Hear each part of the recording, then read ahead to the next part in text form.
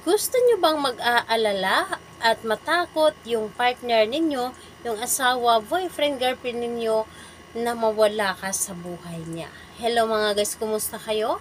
Panibagong araw, panibagong video na naman tayo. And sa araw na ito ay isa na namang video ang aking ituturo sa inyo na simpleng gabay o simpleng pamamaraan na makakatulong sa atin. At bago ang lahat, gusto ko lang mo-disclaimer sa mga taong hindi naniniwala at hindi gusto ang mga kagaya nitong video. Please skip this video and maghanap kayo na videos na gustong gusto nyo dahil ang video na ito ay para lamang ito sa mga taong naniniwala in gusto mag-try. Sa lahat po ng mga nagko-comment po dito sa aking video dito sa loob ng aking channel, mag-ingat sa lahat ng mga nagre-reply sa inyo na dinadala kayo sa kanilang WhatsApp and Imo app upang makaiwas po tayo sa scam.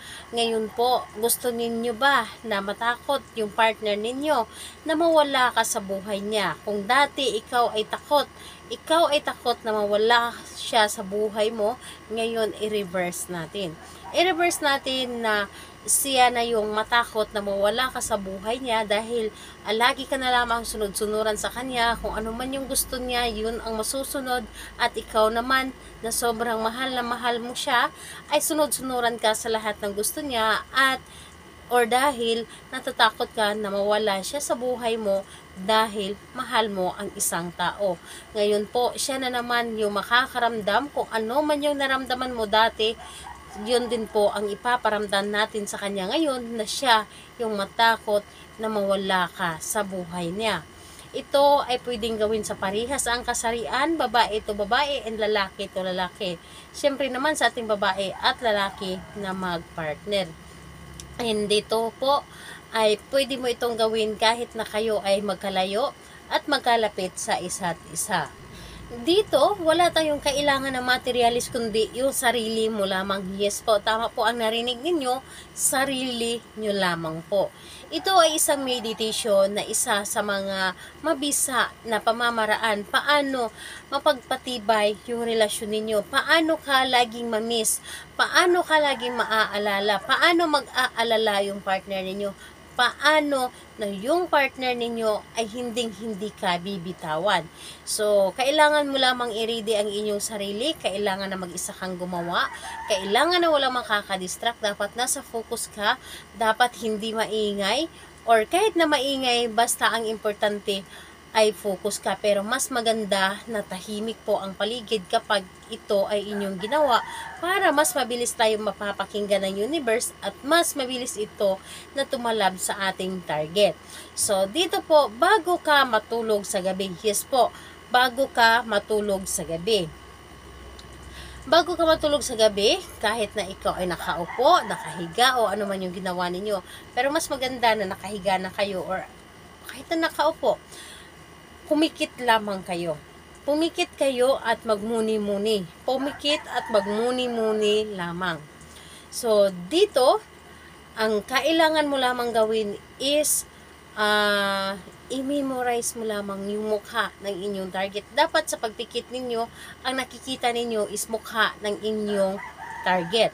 So, habang nakapikit kayo, paulit-ulit ninyong sinasambit sa isip lamang. Kahit sa isip lamang, hindi na kailangan na ibuka ang ating bibig or hindi na kailangan na ipabulong. Pero pwede din po na pabulong.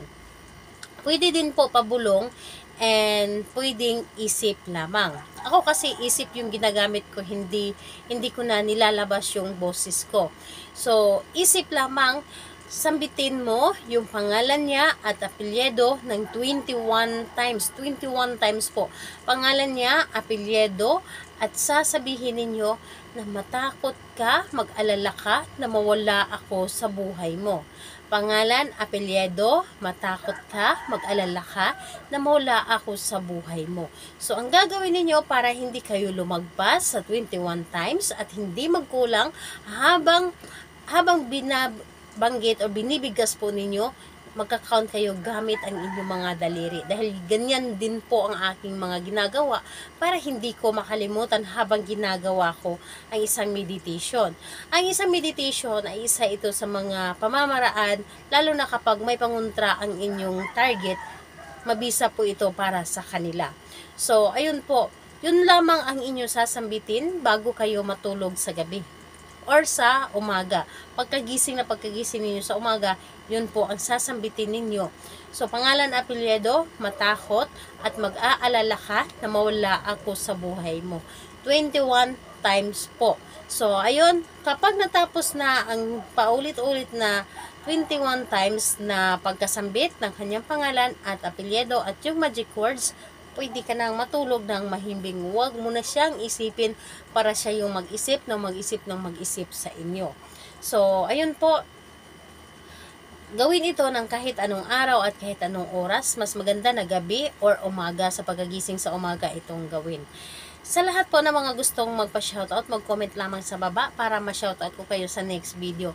And sa lahat po ng mga gustong magtanong, mag-comment lang din po sa baba para ma-replyan ko din po kayo. Salamat po sa inyo. Bye bye everyone. God bless us all.